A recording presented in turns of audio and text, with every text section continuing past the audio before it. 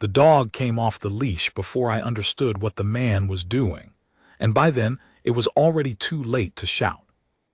I was 3 days into my posting at the Harrogate West Gate, 3 days, and I still flinched when the tourists pressed their phones close, still held my rifle a half-inch wrong until Sergeant Vale's eyes cut sideways and reminded me to fix it. That morning I was standing my box at the corner of the forecourt, close enough to the sergeant that I could hear him breathe, far enough that the crowd read us as 2 separate statues. The autumn light lay flat and gray across the cobblestones. A tour group in bright coats had gathered along the gilded railing. Somewhere, a vendor's cart smelled of roasted nuts. It was, for the first hour, the most ordinary morning of my short career. Then the man in the long dark coat stepped out of the crowd, and the dog stepped out with him. I noticed the dog first, if I am honest. It was a big animal, a broad-chested working breed, dark across the back and tan at the legs, moving with the low, deliberate weight of something that had been trained hard and trained young. It did not sniff the railings the way ordinary dogs did. It did not pull toward the vendor's cart. It walked at the man's knee with its ears forward and its eyes moving, and there was a wrongness to how quiet it was, a wrongness I felt in my chest before I could name it. A happy dog is loud. This one made no sound at all. The man was younger than his coat suggested, maybe 30, with a heavy jaw and a phone already up in his free hand, filming before anything had happened. That was the part I would think about later, that he had the camera running before there was anything to film. He had come here for a performance. He had brought his own audience in his pocket. "There he is," the man said loud for the phone. "The famous RoyalGuard, doesn't move, doesn't blink, doesn't do anything." He grinned at the lens. "Let's see about that." He walked the dog straight up to Sergeant Vale's box. I want to describe the sergeant as he was that morning so you understand the size of what came next. Corwin Vale was not a large man. There were guardsmen on our detail who filled the tunic like a wall, and he was not one of them, lean, upright, unremarkable at a glance, the kind of soldier who disappears in a formation until you notice he is the one everyone else is dressing off. He stood his post the way other men breathe, without thought, without strain. His red tunic was flawless. His bearskin sat level. His white gloves were folded on the rifle at the correct angle, and his eyes were forward, fixed on the middle distance the way we are taught, seeing everything and acknowledging nothing. The man in the coat put his face a hand's width from the sergeant's and shouted at him to move. The sergeant did not move. "You see this?" the man crowed to his phone. "Nothing, he's a mannequin." They put a mannequin at the gate. He laughed, and the laugh had an edge under it that I did not like, a nervousness, the sound of someone who has planned a thing and is now committed to it whether or not his nerve holds. He crouched by the dog and took its collar in his fist. "But my friend here, my friend's going to get a reaction. Aren't you, boy?" And he unclipped the leash. I have gone over the next few seconds many times, because they happened faster than I could think, and I have had to reassemble them from pieces. The dog came off the leash. The man's arm swept forward toward the sergeant in the sharp cutting motion that is a command, a signal. I did not know the word for it then, I know it now, and he barked a syllable I did not catch, hard and flat, the kind of sound that is not a word to a person but is a whole sentence to an animal. The crowd along the railing made a single collective noise, a gasp pulled out of 40 throats at once. A woman grabbed her companion's sleeve. Someone's phone clattered on the cobbles, and the dog launched. It came at the sergeant low and fast, a dark weight crossing the space between them, and every instinct I owned screamed at me to raise my rifle, to shout, to do something, anything. And I froze, 3 days into my career, useless as the box I stood in. Sergeant Vale did not freeze. But he did not do what I expected either. He did not step back. He did not swing the rifle. He did not brace to be struck. In the fraction of a second the dog was in the air, the sergeant did 3 things so smoothly they looked like one thing, and none of them was violence. He turned his body a quarter to the side, so he was no longer square on, No longer a wall to be hit but a narrow line to be passed. He dropped his gaze, I saw it, the eyes coming down off the middle distance and going soft and low, not staring, never staring. And he made a sound. A low sound down in the chest, short and even, a sound that was somehow both a word and not a word, pitched under the noise of the crowd so that I think only the dog and I heard it at all. The dog landed. It landed at his feet, not against him, its claws scrabbling on the stone as it checked its own charge, and it stood there rigid, hackles up, a growl building in its throat, its whole body a drawn bowstring. And the sergeant, still turned aside, still not looking at it, made the low sound again. I have never seen anything hold so still, while everything in it wanted to move. "Get him," the man in the coat shouted. His grin was gone now. Something had not gone the way he expected, and he did not understand what, and the not understanding made his voice climb. He made the cutting motion again, harder. "Go on, get him." The dog's ears flicked back toward its handler, then forward again toward the sergeant. It was caught between two poles, and I understood, watching it shake, that a decision was being made inside the animal that no one on that forecourt could force. Not the man who had trained it, not the crowd, not the law. The dog would choose, and the sergeant, impossibly, was letting it. "Everyone stay behind the railing," Sergeant Vale said. It was the first thing he had said. His voice was not loud. It carried anyway, level and unhurried, the voice of a man reading a weather report, and it did something to the crowd. The pushing stopped, the surge back from the railing steadied, the panic found a floor to stand on. He had not looked up to say it. He was still watching the dog from the corner of a lowered eye, still turned 3/4 away, and he said, in the same flat calm, not to me, not to the crowd, but down toward the animal at his feet, "Easy, nobody here is going to hurt you." The dog stopped growling. It did not sit. It did not soften, but the growl guttered out, and its weight came back off its forelegs, and the drawn bowstring tension in it eased by a fraction that I would not have seen if I had not been staring so hard my eyes stung.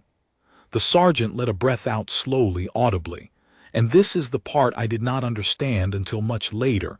The dog let a breath out with him, as if they were doing it together. As if some line had been thrown across the space between them, and the animal had taken hold of it. The man in the coat stared.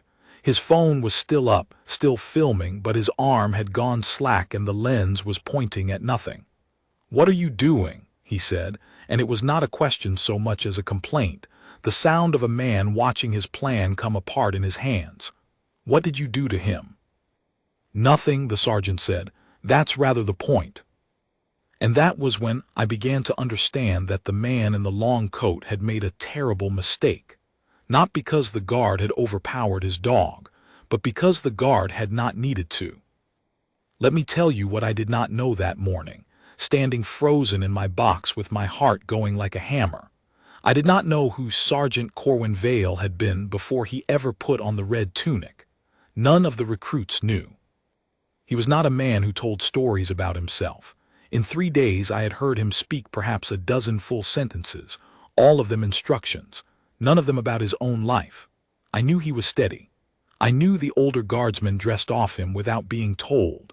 I knew that when Captain Harrell walked the line, he stopped a half-second longer at Vale's box than at any other, and that the pause was not correction but something closer to respect. That was the sum of what I knew. What I would learn, over the hours and days that followed in pieces, some of it from the sergeant himself and most of it from men who had served with him, was that Corwin Vale had spent 11 years of his life before the palace as a handler, not of ceremonial dogs, of working dogs, the real ones, the ones sent into the dark ahead of the men to find what the men could not see and could not survive. He had trained them from pups, and he had walked them into places I will not describe, and he had brought most of them home and grieved the ones he did not. And somewhere in those 11 years, he had learned a thing that the man in the long coat, for all his sharp commands and his cutting hand signals, had never bothered to learn. He had learned that a trained dog is not a weapon. It is a creature that has been persuaded to trust one voice, and the persuasion holds exactly as long as the voice is worth trusting. But I am getting ahead of the morning. That morning I knew none of it.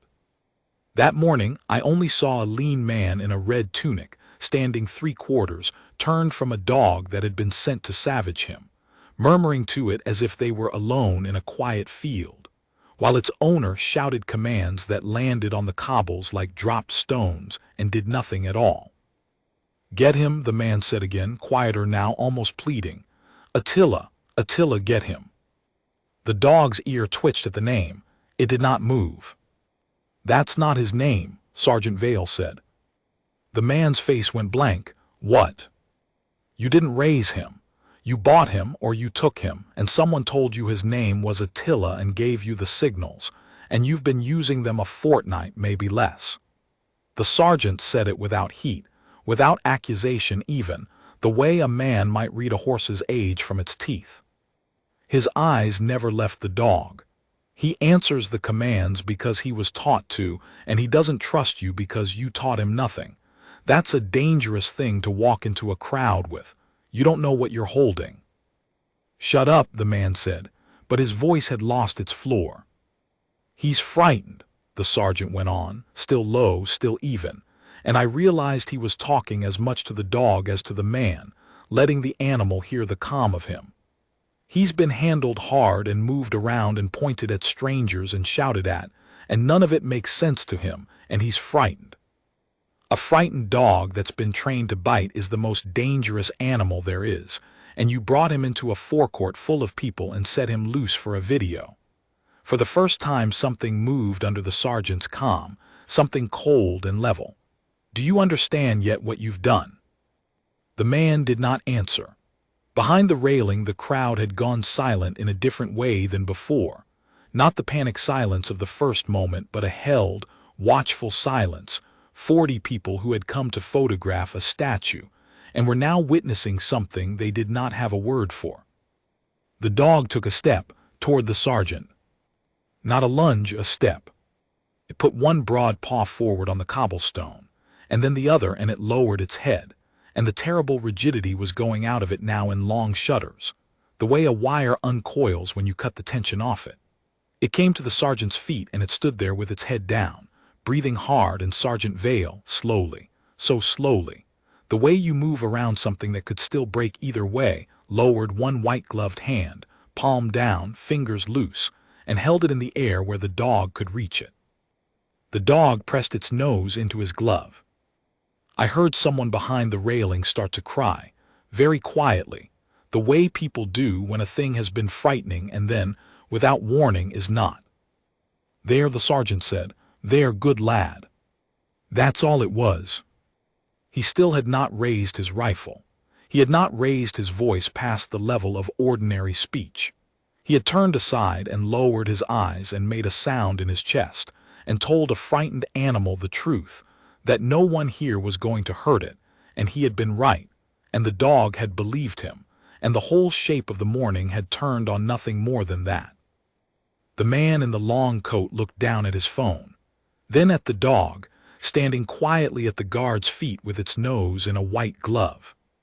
Then slowly, over his shoulder, at the crowd, at the 40 faces watching him, and the dozen other phones now raised and pointed not at the immovable guard, but at him, the man who had brought an animal to a public square to hurt someone and had instead filmed himself losing it. He had wanted a reaction. He had wanted the crowd to gasp and the guard to break and the clip to spread, the famous statue made human, made afraid, made a fool of. He had gotten his reaction. It simply was not the one he had come for. "Give me my dog," he said. "No," said Sergeant Vale. The word sat in the cold air. The man blinked at it. In his world, I think, that word did not exist, not from a servant, not from a man in livery, not from anyone he had decided was beneath him. He had come to the palace precisely because it was full of men who were not allowed to say no, men trained to stand and take whatever the public poured on them, and now one of those men had said it flat and plain with a frightened dog at his feet, and the whole architecture of the morning tilted. "He's my property," the man said. "You can't keep my property." I'm not keeping anything, the sergeant said. I'm holding a dangerous situation until the people whose job it is to sort it out arrive. You set a trained animal on a person in a public place. There are men on their way here now who are going to want to talk to you about that, and while we wait, this dog stays where he is calm, which is here, and you stay where I can see your hands. His voice did not rise. Put the phone down. The man did not put the phone down. He looked at it instead. I could see the screen from where I stood, a thin, bright rectangle still recording, the little red dot pulsing, and something crossed his face that I would only understand later. He was thinking about the footage. He was thinking about all of it, the whole clip, the arrival and the boast and the command and the failure. And he was realizing that the camera he had brought to catch the guard's humiliation had instead caught his own, minute by minute, from the first grinning word. He stopped the recording. His thumb moved. He was trying to delete it. I wouldn't, said a new voice. Captain Harl had come across the forecourt without my hearing him, which was itself a small marvel, a man that size crossing cobblestones in silence. He was our detail commander, gray at the temples, with a face that gave away nothing and eyes that missed nothing, and he had clearly been watching for longer than any of us knew. 2 more guardsmen came with him, and behind them, moving fast through the tourists, 3 of the palace's plain-clothed protection officers, the men in the dark suits whom the public never notices and who notice everyone. The forecourt had reorganized itself around the incident while I stood frozen in my box, and I had not even seen it happen. That device is now evidence, Captain Harl said pleasantly to the man in the coat, of an offense you committed on camera of your own free will in front of a great many witnesses. If I were you, I would stop touching it. He turned his head a fraction toward the sergeant, and the pause was there again, the half-second of wait. Sergeant Vale, report. Man approached my post filming, the sergeant said, still without looking up from the dog, his hand still resting light on its head. Verbal provocation then released a trained animal on a signal and gave the attack command. The dog broke off. It's settled now. It's frightened, it's been badly handled, and it's not his. He doesn't know its true name and he flinches when it looks at him. I'd ask that it not be treated as the offender here. It did nothing but what someone taught it to do, and then it thought better of it. Noted, said Captain Harl, and there was something in the single word. I did not catch it then, but the older guardsmen told me afterward what it meant. It meant the captain had understood every layer of what the sergeant had just done and was telling him in one syllable that it had been seen. The plainclothes men closed around the man in the coat. He tried briefly to be large, squared his shoulders, raised his voice, told them who he was and what he was worth and how sorry they would be, and it landed on them the way his commands had landed on the cobbles, without effect, without purchase, 3 professionals waiting patiently for a loud man to finish being loud so they could get on with the work. One of them was already speaking quietly into his sleeve. Another had produced a slim notebook. The third simply stood between the man and the crowd, which a few minutes before had been a mass of raised phones and open mouths, had gone still and orderly, sensing that the show was over and the reckoning had begun. I want a lawyer, the man said. You'll have every lawyer you can afford, Captain Harl agreed. Come with us. They took him. Not roughly, nothing about that morning was rough. That was the strange grace of it, the way a thing that had begun with an animal launched at a man's throat resolved without a single blow struck. They took him across the forecourt toward the guardhouse, and the crowd parted for them, and I heard, as he passed, a woman in a bright coat say to her companion, not quietly, "He did all that to a poor animal for a video." And I saw the man's shoulders come up around his ears at the words, and I understood that whatever the law did to him now, the crowd had already delivered its own quieter verdict. And it would follow him out of every clip that was even now spreading from 40 phones across the world. And then the forecourt was almost as it had been. The tourists drifted back to the railing. The vendor's cart resumed its smell of roasted nuts. The gray light lay flat across the stones, and Sergeant Corwin Vale stood at his post with a dog at his feet, and for the first time all morning he looked at me. "Recruit," he said, "you've a rope in the guard box, bring it, slowly, no sudden moves near him." I found my legs. I found the coil of cord in the corner of my box where I had never thought to look, and I crossed the space between us the way he'd told me, slow, my eyes low, and I held it out to him, and the dog watched me the whole way with wet dark eyes and did not so much as lift a lip. Up close it was younger than I'd thought, barely out of its own puppyhood really. A big frightened adolescent of an animal with a raw patch on its neck where a too-tight collar had rubbed, and old healed nicks on its ears, and ribs I could count through the tan coat. Someone had used it hard and fed it little and taught it to hurt on command, and it had spent this whole morning one wrong second away from being shot for a stranger's stupidity. And here it stood pressing its shoulder against a guardsman's leg, because the guardsman had been the first person in its short life to speak to it as though it mattered. "Good," said the sergeant, taking the rope. He didn't loop it round the dog's neck. He crouched, the first time all morning he had bent his rigid posture, and made it into a soft slip-lead low around the chest, murmuring the whole time, nonsense words in that same low, even register, and the dog let him, leaning into the crouched man, and I saw the sergeant's gloved hand find the raw patch on its neck and go very still. "Someone's answering for this," he said quietly. It was not a threat. It was a fact he was reading off the dog's skin and setting down where it belonged. Captain Harl came back across the forecourt. He looked at the dog, and at the makeshift lead, and at the sergeant crouched on the cobblestones with his tunic collar an inch out of regulation, and for once he did not correct it. "The protection team have him," he said. "He's giving them the whole life story, his money, his connections, the terrible mistake we're all making. He's also giving them, I gather, a rather detailed account of how the dog came into his possession in the hope it makes him look better." A thin flicker of something crossed the captain's face. "It does not. Sergeant, when the animal welfare officers arrive, I'd like your account of the dog's condition on record. You clearly read it better than any of us." "Sir," the sergeant rose. The dog rose with him. "And Vale," the captain paused. That was, he stopped, as if the word he wanted was too large for the forecourt and chose a smaller one. That was well held. "It's just a dog, sir," the sergeant said. "It was never just a dog," said Captain Harl. "And you knew that before any of us. That's rather the point." He walked away, and I stood there holding the memory of the second time that morning someone had said that's the point, and I began, dimly, to feel the shape of the thing I had witnessed.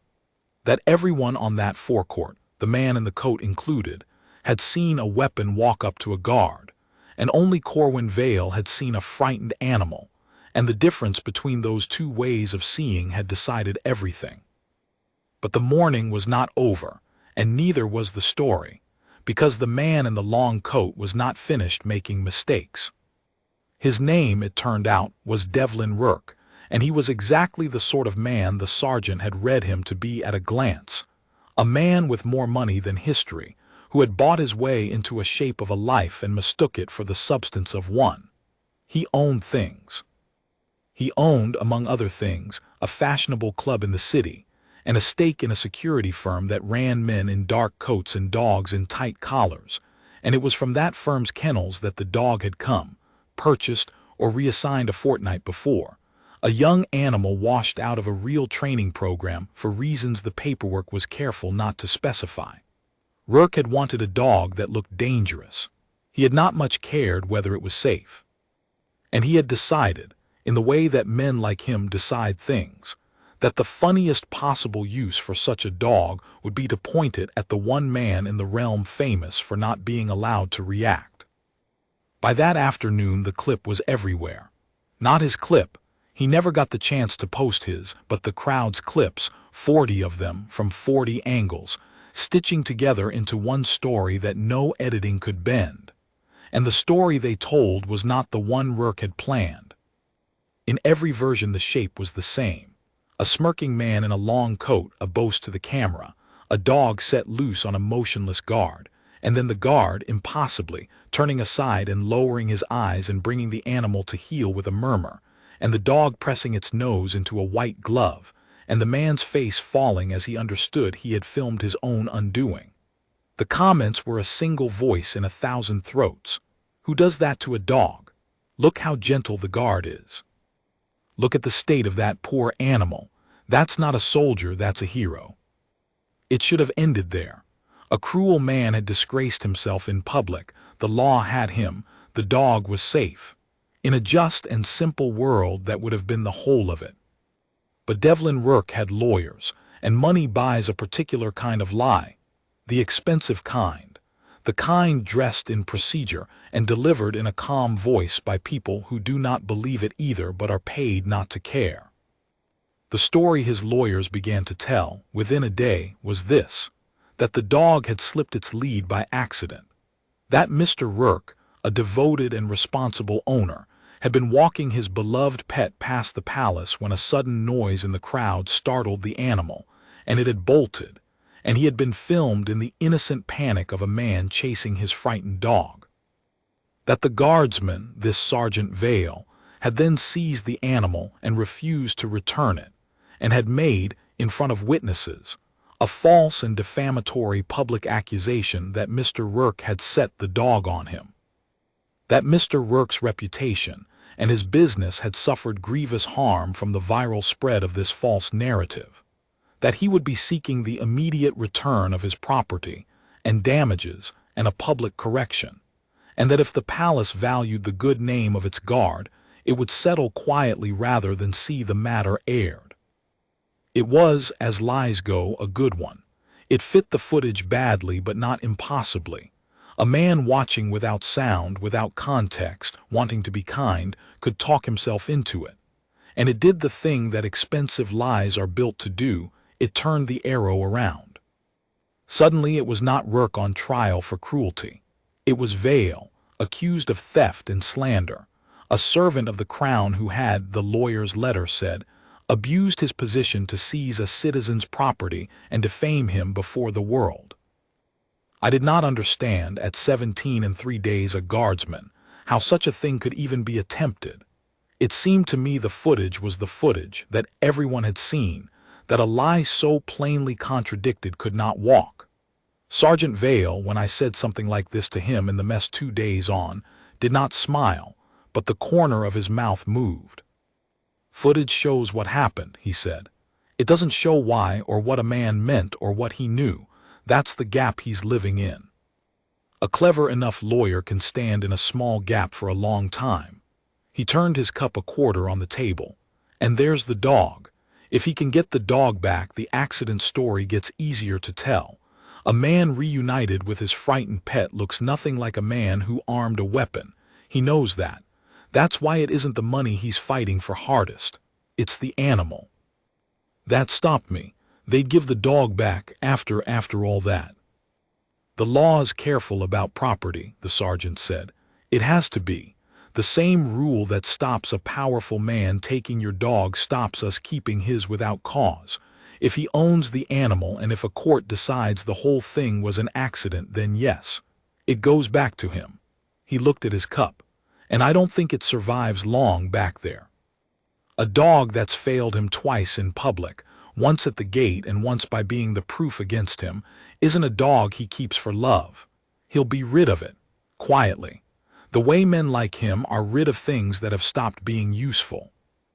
He did not raise his voice when he said it. He never did. But I saw his hand go flat on the table, the white glove off now, the bare knuckles scarred old and pale, and I understood that whatever calm this man wore, underneath it he had decided something, and that the deciding had happened days ago on the cobblestones with his hand on a raw patch of a stranger's neck. So what happens to him now? I asked. The dog. He's in the palace kennels under a welfare hold, warm, fed, seen by a vet. The sergeant's face did something complicated. The hold buys time. It doesn't buy the outcome. That gets decided in a room full of lawyers, and lawyers don't smell fear on an animal or read a healed collar mark. They read paper, and right now the paper says Devlin Rourke owns him. There is a thing that happens to a story once it leaves the place where it happened, and I watched it happen to ours in the space of a single day. By the second morning, the forecourt was different. There were more phones than usual pressed to the railing, and more of them pointed at Sergeant Vale's box than at the ceremony, and I understood that a good number of the people crowding the gilded rail had come not to see the changing of the guard, but to see him, the guard from the clip, the one who had turned the dog. Some of them held up their own phones with the video already playing, as though to check the man against the legend. He stood his post and gave them nothing, which was, I now think, exactly the right thing to give them, because the stillness was the whole of what they had come to see, and he was not about to cheapen it by performing it. But the crowd was the smallest part of what the clip had set moving. By midday, Captain Harl had been called to the administrative wing twice, and came back the second time with his face carefully blank in the way that meant something had gone wrong at a level above us. He gathered the off-duty men in the mess and told us plainly that a formal complaint had been lodged against Sergeant Vale by the man from the forecourt, that we were not to discuss the incident with anyone, not press, not public, not each other beyond what duty required, and that anyone approached for a comment was to say nothing and report it. The man has decided to fight, the captain said. He has the means to fight for a long time. Say nothing that gives him a rope. The truth is on our side, and the truth needs no help from loose talk.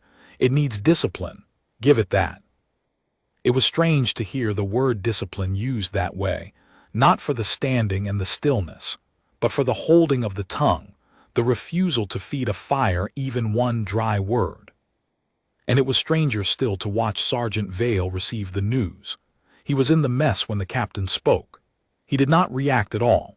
He sat with his tea and heard that a rich man was going to try to take his name and his honor and quite possibly the dog, and his face did not move.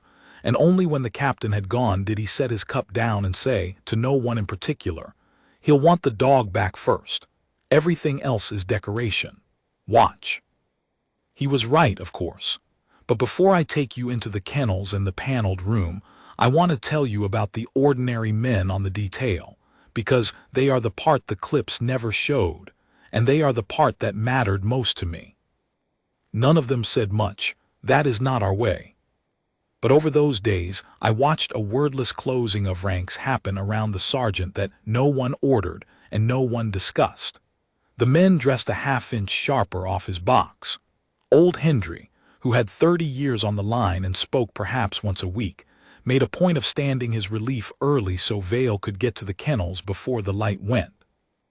When a reporter got over the outer cordon and tried to put a recorder in the sergeant's face on the second afternoon, 3 guardsmen who had no orders to do so simply drifted into the space between, immovable, silent, a wall of red wool, and the reporter found himself talking to a set of brass buttons that would not answer, and gave up. No one said a word about any of it. It was simply understood. One of ours had done a right thing and was being made to suffer for it, and the whole line would carry a share of the weight without being asked, because that was what the tunic meant when you scraped all the ceremony off it. They think I don't notice, the sergeant said to me one evening on the walk to the mews. Hendry taking my relief, the lads screening the reporters, they think it's beneath saying. He was quiet a moment. It's the only thing that makes any of this bearable, recruit. Remember that whatever comes, a man can stand almost anything if he knows the lines at his back. The trick is to be the kind of man they'll stand behind, and then, on the day it counts, to be worth it. I should tell you about the kennels, because that is where I learned the rest of who Corwin Vale was, in the hours he was off the line. He went every evening. It was not required of him. Nothing about the welfare hold made it his duty, and there were kennel staff and a veterinarian whose job it was. But every evening after the detail stood down, the sergeant changed out of the red tunic into plain clothes and walked to the low brick building at the far end of the mews, and he sat with the dog. not always doing anything. Sometimes he brought a book and read it aloud. Lo, in that even register, the words themselves meaningless to the animal, but the sound of them a kind of medicine. Sometimes he simply sat on the concrete with his back to the wall and let the dog come to him or not come. Its choice, always its choice, never once reaching to take what the animal had not offered.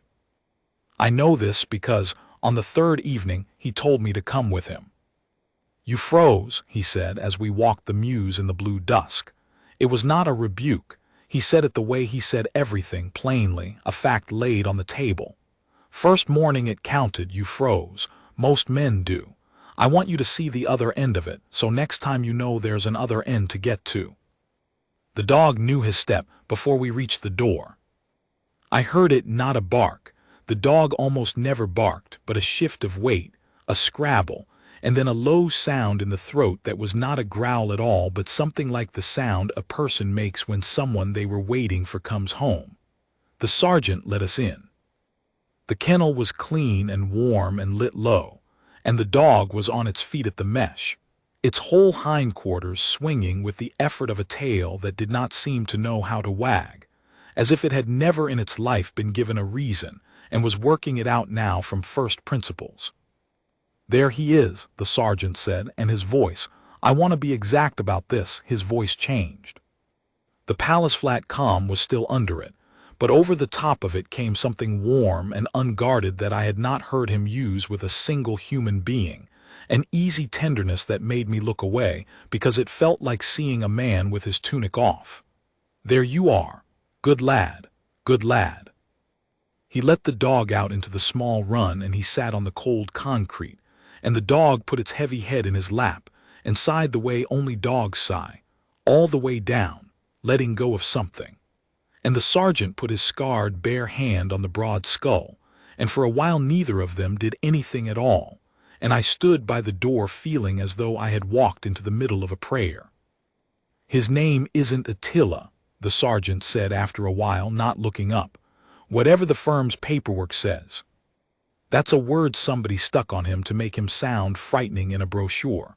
His thumb moved slow along the dog's ear. "I've been calling him Bran. Old word. Means raven for the black across his back." He glanced at me. "Don't tell the vet, it's not official. It's just a dog ought to have a name that somebody chose because they liked him, not one chosen to sell him." "Bran," I said, trying it. The dog's ear turned toward me at the sound of the sergeant saying it, and its tail did the uncertain half-swing again, and I felt something go tight and hot in my own throat that I was not prepared for. "They're going to try to take him back," I said. "Aren't they, Rourke's people?" "They're going to try." The sergeant looked down at the dog, "and they might manage it. I won't lie to you and say the good ones always win. They don't.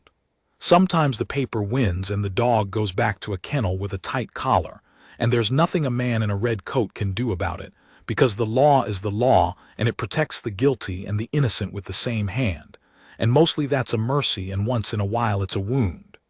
He said it evenly, without bitterness, a man who had made his peace long ago with a hard truth and refused to pretend it away. But I'll tell you what I learned in 11 years of doing this before I ever stood a gate. A dog remembers who told it the truth. Whatever happens in the room with the lawyers, this one knows now that a person can be safe. Nobody can take that back out of him. And if he goes back, and if the chance ever comes again, he'll remember. It was the most he had ever said to me at once. He seemed almost surprised by it himself.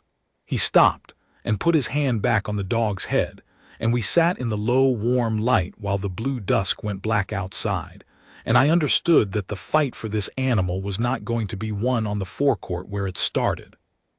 It was going to be won, or lost, in a room I had not seen yet, by people who did not know Bran's true name, and that the quiet man beside me was going to walk into that room anyway and stake something on it, and I did not yet know what. The room, when it came, was not a courtroom, not yet. It was a hearing, a preliminary matter, the kind that decides whether a thing goes forward at all, held in a paneled chamber inside the palace's own administrative wing, because the incident had occurred on Crown ground and touched a Crown servant. But do not mistake it for a small thing. Devlin Rourke's lawyers had made certain it would not be small. They had escalated it deliberately, filed loudly, briefed the press, dragged the matter up out of the quiet channels where a wiser man would have let it die and into a lit room with a record and an audience. They wanted the theater. They believed the theater favored them. It nearly did. I was there because Captain Harl put me there. You saw it, recruit. You'll say what you saw, and you'll say it straight. And so I sat on a hard bench at the side of the paneled room, 17 years old and sick with nerves, and watched the machinery of expensive lies work at close range for the first time in my life. It is a thing every young man should see once. It cures you of the idea that the truth defends itself. The hearing was chaired by a King's Justiciar, a lean, dry, unhurried woman named Adjutant Merwin, appointed to weigh whether Rourke's claim of accident and defamation had substance enough to proceed, and whether the dog, meanwhile, should be returned to its registered owner. She had a face that gave away exactly nothing, which I would later learn was the highest compliment you could pay a judge, and she let both sides talk, and she wrote very little down, and she watched everything.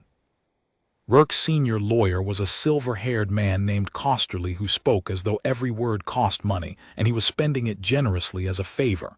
He was very good. He did not deny the footage, he embraced it.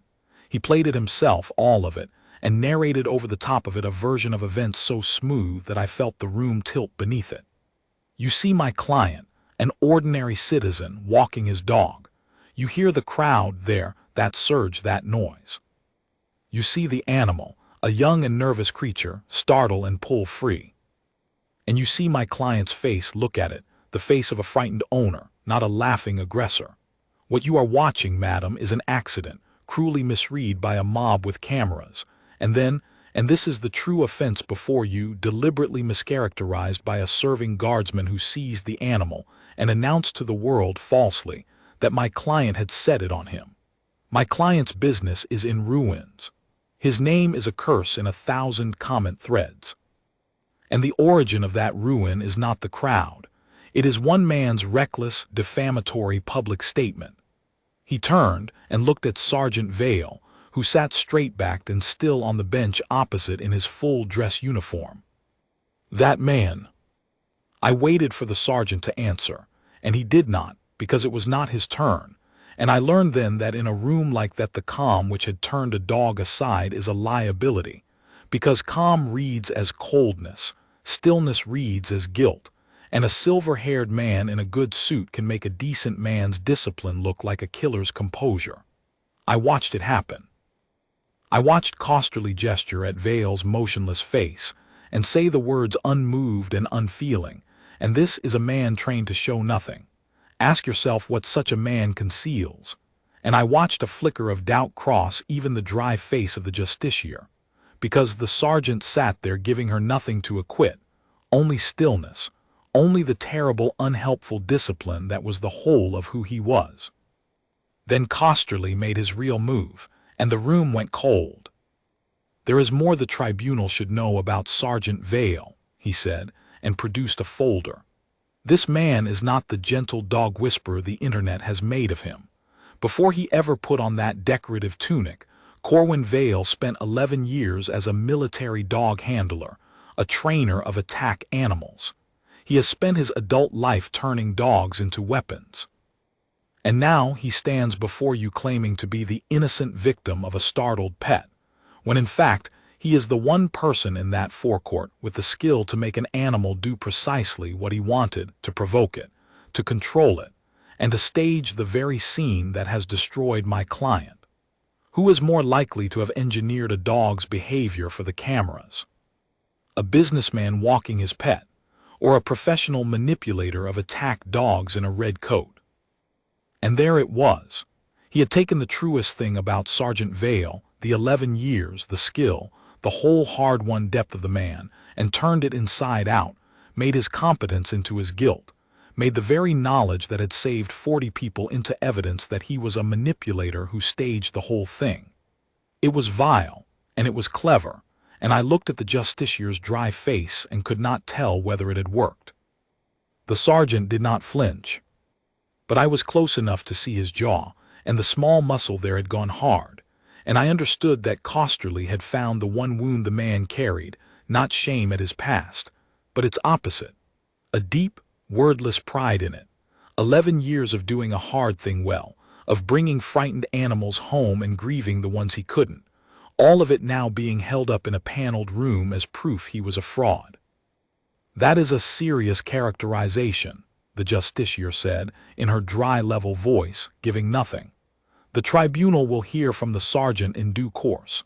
Mr. Costerly, is it your client's position that he seeks the return of the animal?" "It is his dearest wish, madam. A frightened dog, torn from its owner, held in strange kennels while strangers argue over it.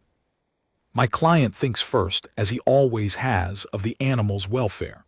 Return the dog to the man who loves it, and let us end this cruelty."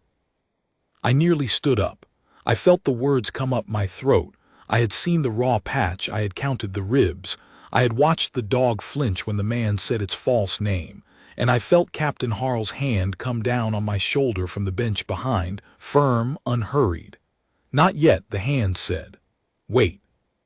The justiciar made a note. It was the first note she had made in some time, and I could not read it, and the not reading was agony. "Very well," she said. "The tribunal will adjourn until tomorrow, when it will hear the guardsman's account and the welfare evidence.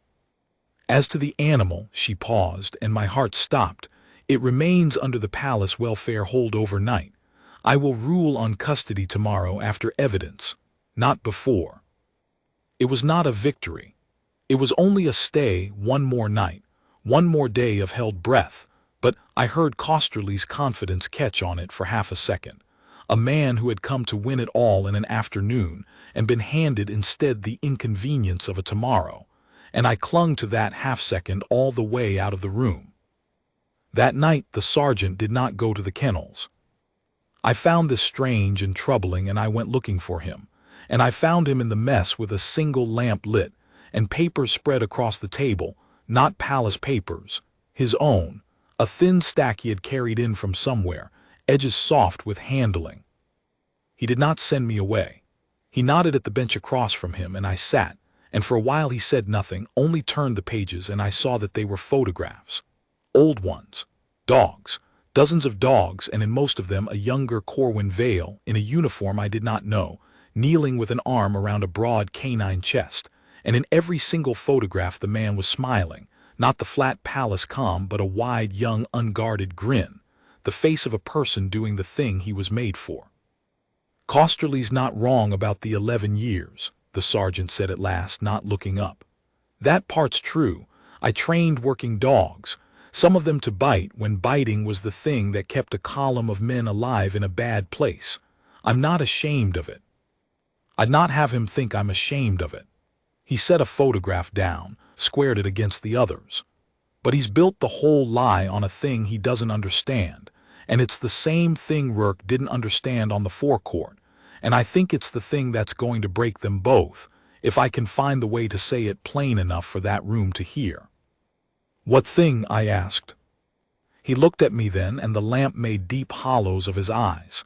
"That you cannot make a dog do what it will not choose to do," he said. "You can teach it. You can shape it.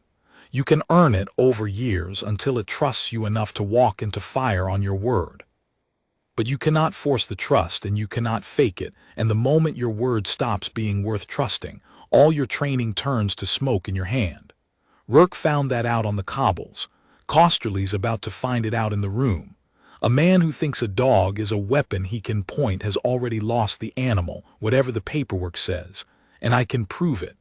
He tapped the stack of photographs. "Because I have 11 years of proof, and one dog in a kennel who chose me over the man who owned him in front of 40 cameras. Let them call me a manipulator of dogs. Tomorrow I'll show them what actually happens when I ask one to do something. And then I'll ask them to explain, if I'm such a puppet master, why the only dog in this whole affair walked away from its owner and toward me on its own 4 feet." He gathered the photographs and squared them and put them away, and he looked, for a moment, tired in a way I had not seen. Not the tiredness of a long shift, but the older, deeper tiredness of a man who has learned that being right does not make you safe, and who is about to bet on it anyway. "Get some sleep, recruit," he said. "You're a witness tomorrow. Say what you saw, not what you feel about it, what you saw. The feeling shows through the seeing if the seeing's honest. Leave the rest to me and the justiciar." I did not sleep much. I lay in the narrow bunk and thought about a dog in a warm kennel at the end of the mews who did not know that men in a paneled room were deciding, at that very hour, whether he would be handed back to the coat and the tight collar and the brochure name, and about the quiet man who had bet everything he was on the idea that a court could be made to understand what an animal already knew. The second day of the hearing began badly and got worse before it turned. Costerly had not been idle overnight either. He came in armed with new paper, affidavits from 2 employees of the security firm swearing the dog had always been gentle in Rourke's care, a document purporting to show Rourke had personally paid the firm's veterinary bills for the animal, and worst of all, a written opinion from a canine behavior consultant who had watched the footage and concluded that the guard's movements were consistent with deliberate provocation by a trained handler seeking to elicit a controlled response. It was all constructed. I did not yet know how thoroughly, but it sat on the justiciar's table in a neat stack, and neat stacks of paper have a weight that the truth, arriving out of breath and disheveled, often lacks.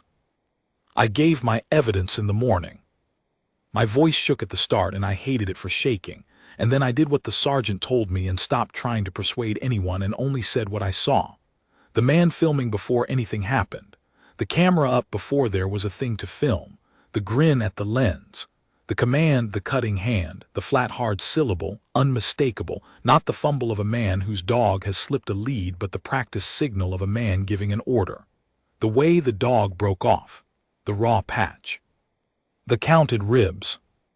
I said all of it plainly, and Costerly rose to take me apart, and he was gentle with me in the way a cat is gentle with a thing it has already caught, and he made me say I was 17, and 3 days a guardsman and frightened and admiring of the sergeant.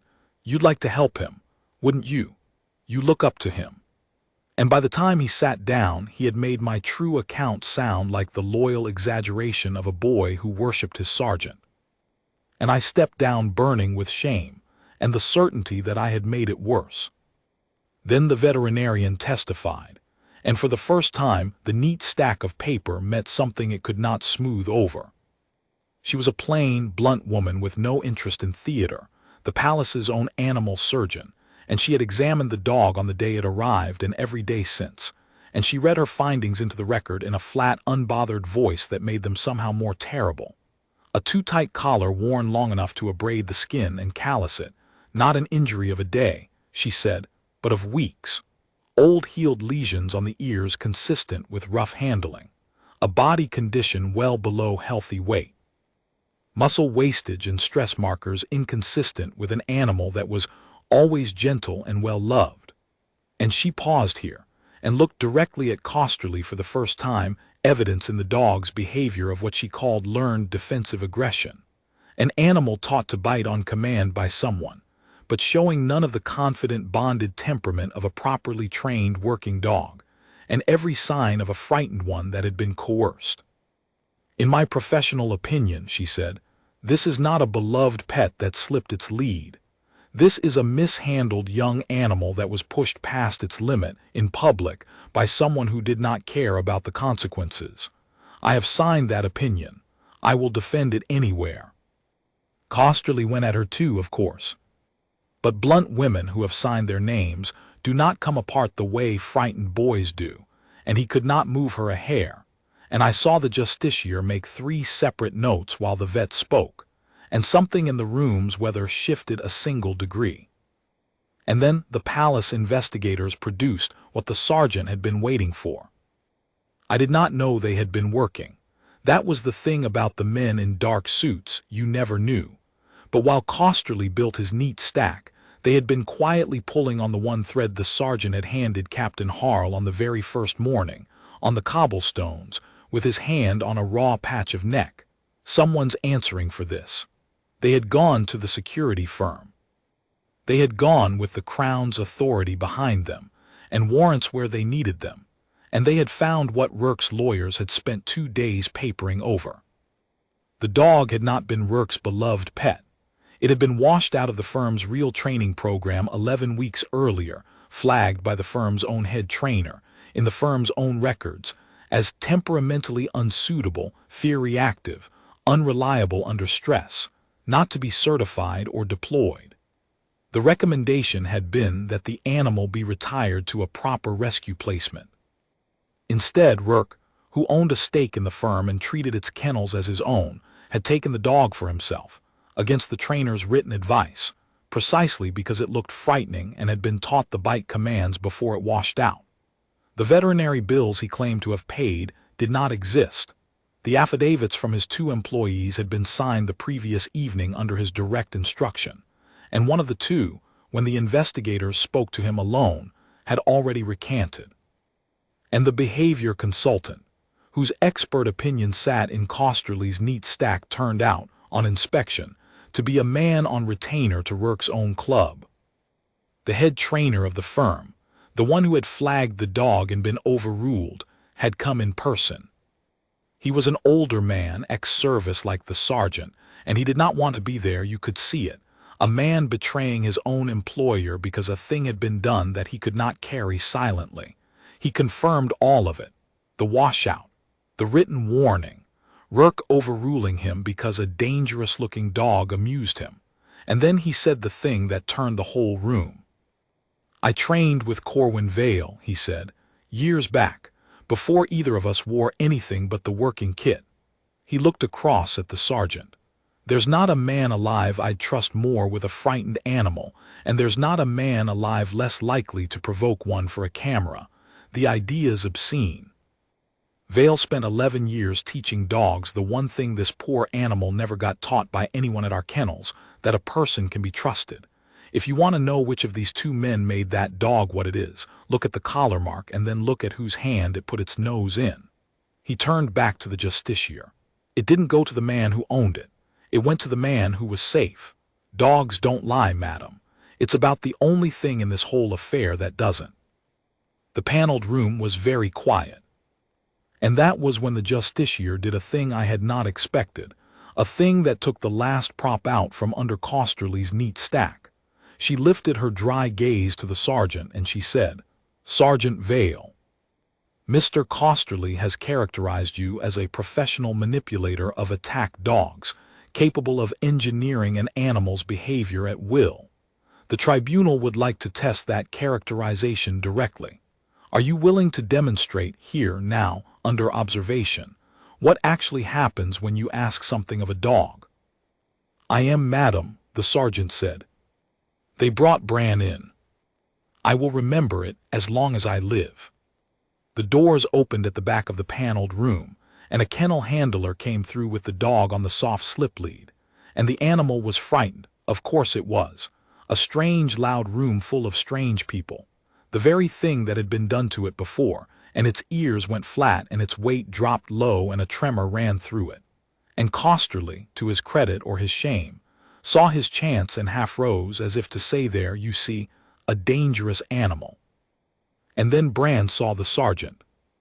The change went through the dog like a current. The flat ears came up, the lowered head lifted. The dropped weight came back off its haunches, and the hindquarters began that uncertain, working, learning it as it went half swing, and it made the sound not a bark, the low, glad throat sound of the waited-for step arriving, and it pulled toward Sergeant Vale across the whole length of that paneled room, past Costerly, past the neat stack of lies, past the man in the long coat who had owned it, straight to the guardsman it had chosen on the cobblestones, and it put its nose into his hand. The sergeant did not stand. He had asked the handler quietly to let the lead go slack, and he sat where he was, and he did not call the dog or command it or signal it in any way that the room could see. He simply sat, and let it come, and it came. He put his scarred bare hand on the broad skull. He murmured something no one else could hear, and the whole trembling, frightened animal let go, all the way down, and lay against his leg with a sigh you could feel in your own chest, in the middle of a tribunal, in front of the woman who would decide its life. "You'll observe," the sergeant said, and now, for the first time, he raised his eyes and his voice, level still but reaching every corner of the room, "that I gave no command, no signal, nothing this tribunal could not see. Mr. Costerly says I can make a dog do anything I wish. Then let him explain this. I wished nothing and it came anyway, because I did the only thing that ever truly moves an animal, and it is the one thing no amount of training can fake and no amount of money can buy. On the forecourt, when its owner set it on me, I told it the truth, that no one there was going to hurt it. It found out I meant it. That's the whole of my terrible power, madam." He looked down at the dog against his leg. "I keep my word to them, that's all. That's everything." He raised his eyes to Costerly, and the silver-haired lawyer, for the first time in 2 days, had nothing ready to say. "You built your case," the sergeant said, quiet again, "on the idea that a dog is a weapon a clever man can aim. Your client believed it and it undid him on the cobblestones. You believed it and it's undone you here. Because if you were right, if a trained man could simply make a dog behave to order, then the most trained man in this room would have the animal that owned him crawling to his heel. And instead it walked away from him, in front of 40 cameras and now in front of you, and came to the one person in its whole hard life who never once lied to it. That isn't manipulation. It's the opposite. It's the one thing your client never understood he was missing, and it can't be bought, and it can't be faked, and it is sitting on my boot right now for anyone in this room with eyes to see." The justiciar rose. She did not rule at once. She was too careful a woman for that. She adjourned to consider, and we sat through an hour that felt like a year, the sergeant on his bench with the dog dozing against his leg, because the handler had not the heart to take it back, and Costerly conferring with Rourke in low, urgent tones that grew, as the hour wore on, less urgent and more like the sound of 2 men beginning to count their losses. Rourke had stopped looking confident somewhere in the middle of the vet's testimony and had not found the confidence again.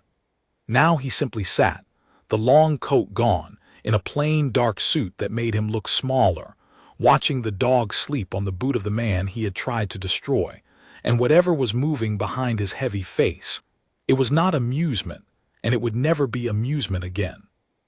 When the justiciar returned, the room stood, and then sat, and she read her ruling in the same dry, level voice she had used for everything, and it was the more crushing for its calm. Devlin Rourke's claim of defamation was dismissed in its entirety, she said, as wholly without merit.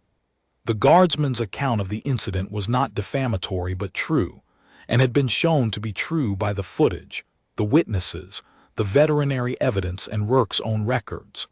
His claim of accident was rejected as a fabrication, contradicted by his own firm's documents and by the recanted affidavit of his own employee.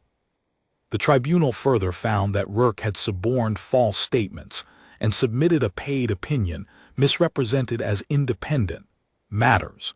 She said that she was referring for prosecution, along with the original offense of setting a trained animal on a person in a public place, and the animal welfare charges arising from the dog's documented condition.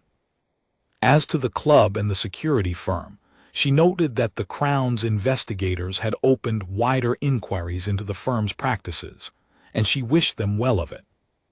And then she came to the dog. "The animal at the center of this matter," she said, "is registered to the claimant, and in the ordinary course property returns to its owner. But this tribunal has found that the claimant acquired the animal against the written professional advice of his own trainer, kept it in a condition the palace surgeon has documented as neglect, and used it as an instrument to commit an offense against a person in a public place, endangering both the animal and the public. An owner who does these things forfeits the protection the law extends to ownership." I therefore order the animal permanently removed from the claimant's custody and placed under the care of the Crown, its future to be determined by the palace's welfare officers with the animal's interest as the only consideration." She paused, and for the first time in 2 days something that was almost warmth crossed her dry face, there and gone. "The welfare officers," she said, "may wish to note that the animal has, of its own accord, already chosen where it feels safe. I would not presume to overrule a witness so honest." It was over. I did not understand at first that it was over. I kept waiting for the trap to spring, for Costerly to rise with one more neat page. But he did not rise, because there was nothing left to stand on, and Rourke was led out to answer for the offenses he had come to the palace to commit against someone else, and the paneled room began, quietly, to empty. The dog woke and looked up at the sergeant, and thumped its tail once against the floor. I have told you this was Engine C, the hidden depth revealed, and so it was. The 11 years came out, the handlers passed, the skill that Costerly tried to poison and that turned in his hand and cut him. But I have come to think the depth that mattered was not the skill. Plenty of men have skill. The depth that mattered was the thing the sergeant said under the lamp the night before, and again to the whole tribunal. I keep my word to them. That was the hidden thing, not what he could do to a dog. What he would not do. In a forecourt built for men who are not allowed to react, the deepest discipline turned out to be a kind of gentleness held under pressure. The refusal to meet cruelty with cruelty, to answer a weapon with a weapon, when the truer answer was to kneel on cold stone and tell a frightened creature it was safe, and then to be worth the telling. The rest you can guess, and I will tell you anyway because it is the part I like best. The palace welfare officers deliberated for exactly as long as it took to walk to the kennel and watch the dog refuse to settle for anyone but one man. There was a form. Corwin Vale signed it. And the animal that a brochure had called Attila, that a court had called the claimant's property, went home that evening as Bran, on a soft lead, at the knee of a lean, quiet guardsman who had never in 11 years asked a dog for anything he had not first earned. There was a small stir some weeks on, because word of the whole affair had reached higher than any of us expected. It reached the Princess Adela, the king's sister, who has a known softness for animals ill-used, and who asked to be told the true story and not the clipped viral one. And it reached, through her, the king himself. And so it happened that on an ordinary gray morning much like the first one, King Alaric came out onto the forecourt during the changing of the guard, not for the ceremony, which he had seen 10,000 times, but to stop, briefly, at one particular box, where a lean sergeant stood his post in flawless red with his eyes forward and the middle distance held. The king did not make a speech. Kings who understand men rarely do. He stood a moment before the box, and he said, low, so that only the nearest of us heard it, "I'm told you turned a weapon back into an animal without raising your hand, and that you'd have done the same if no one had been watching." The sergeant said nothing, because it was not his place to, and the king seemed to expect nothing, because he understood the stillness for what it was. "The realm has a great many men who can be dangerous," the king said. "It has very few who can be trusted not to be, when being dangerous would be easier. Thank you, Sergeant." And he moved on down the line, and that was all, and it was everything. Bran lives at the Mews now. He is not a young, frightened washout anymore. He is a broad, glossy, absurdly happy animal who has learned at last how to wag a tail with his whole body, and who sleeps across the sergeant's door, and who greets the changing of the guard each morning with a dignified escort's trot along the inside of the railing as though he has appointed himself to the detail. The tourists love him. He is, I think, the only member of the King's Guard permitted to look delighted on duty. As for me, I am not 17 anymore, and I do not freeze now when it counts, and I have stood that gate on mornings when someone arrived meaning harm, and I have found, each time, that there is an other end to get to, exactly as the sergeant promised the boy who watched him from the next box down. I have never had to turn a dog aside with a murmur. I don't suppose I could. That was his gift, and 11 years of paying for it. But I learned the thing underneath the gift, which any man can learn if he decides to, and which I have tried to be worth ever since. Tell the truth to the frightened thing in front of you. Then be worth the telling. Keep your word, especially to the ones who cannot make you. Devlin Rourke came to the palace to prove a man could be made to break. He left having proven the opposite, undone not by force but by the plain refusal of one guardsman to become the thing he was accused of being, and by a dog, on cold cobblestones, choosing which voice in the world was safe. There were 40 cameras running. Every one of them caught the same thing in the end. A man stood still.